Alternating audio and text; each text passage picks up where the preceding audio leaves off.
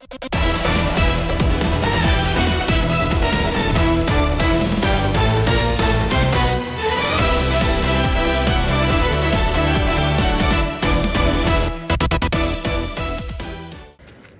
here's what I really, really want you as viewers of this channel to understand. When Iraq's currency was $3 to one Iraqi dinar during Saddam's time, Iraq was never or not on the Forex market. You couldn't exchange, you couldn't call your broker during those days. There was no internet. You couldn't call your broker and say, please buy me this or that, or buy the IQD on the Forex market. It wasn't there. It wasn't an open currency. It's not an open currency now. But you could go to Iraq and exchange your dollars for Iraqi dinars or your Iraqi dinars for dollars. So it's important to understand one Iraqi dinar being worth $3, that was during a different time with a different financial set of books, so to speak. We now know that Iraq has never played the same financial game that the rest of the world is playing or the rest of the world is dealing with. Here's the deal.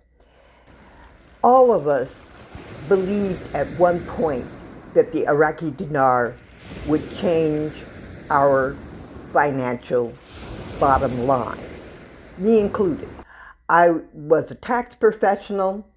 I received information from a tax client about the Iraqi dinar, and I too believed that there would be a revalue of the currency based on Kuwait and other factors.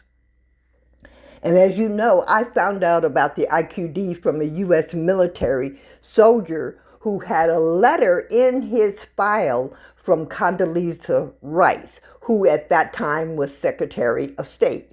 So I really did believe that the IQD had a very good chance of revaluing into a higher amount.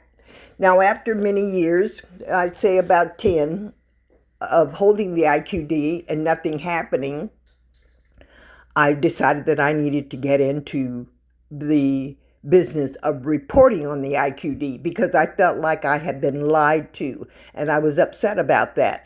But more than that, I was upset. I was thinking, well, am I silly because I invested in the IQD?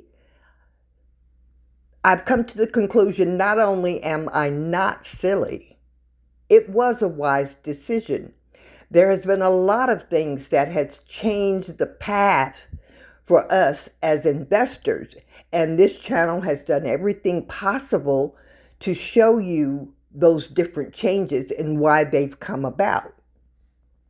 Now, we've learned that currency is not based on speculation. It's based on economic fundamentals like production, stability, and money supply. And we all know that Iraq has way, way, way too much money in circulation. So therefore, a revalue or an adjustment of the currency is unlikely without structural changes. Now, we know that the CBI is quietly making structural changes in the background. What they're trying to do, or what they're doing, is they're getting rid of a lot of the excess banknotes. But some of the worries that I had about them locking us out of the exchange, I don't have those worries so much anymore after visiting the Middle East and Eurasia to try to exchange the currency. Now I know that no matter what Iraq does, the currency will be available for travelers. Now that there may be caps on how much we can exchange based upon the adjustment of the Iraqi dinar currency in the future. We don't know when there will be an adjustment. We don't know how much the adjustment will be. But one thing we're kind of sure of is that once Iraq allows itself to float or increase the value of the currency or to open its doors to international finances, we know that things can move quickly. The exchange rate in the beginning could be very, very different than the exchange rate further down the road. So that's why many people say that if you have 1,000,000 Iraqi dinars, then you may want to trade in 250,000 in the beginning and wait to see what happens for the balance of your Iraqi dinars. While other people say that you should exchange the entire 1,000,000 Iraqi dinars immediately when the Central Bank of Iraq adjusts the currency. Now, we don't know when this is going to be, so my speaking to you may be premature, but I don't think so. I don't think so. Iraq is in the middle, and no matter what anyone says, the world went in and upset Iraq's status quo. Yeah, maybe they had a reason to, maybe not. This channel is not about the politics of that. This channel is about what really happened. And what happened is the world went in under the leadership and direction of the United States and changed Iraq's foundation. And Iraq has had a very, very difficult time standing up and becoming an independent, economic, foundational, revenue generating society. I don't know if I said all that right, but what I want you to know is that you are a very special person as an investor. Oh yes, we have been analyzed by psychologists for our IQD investment.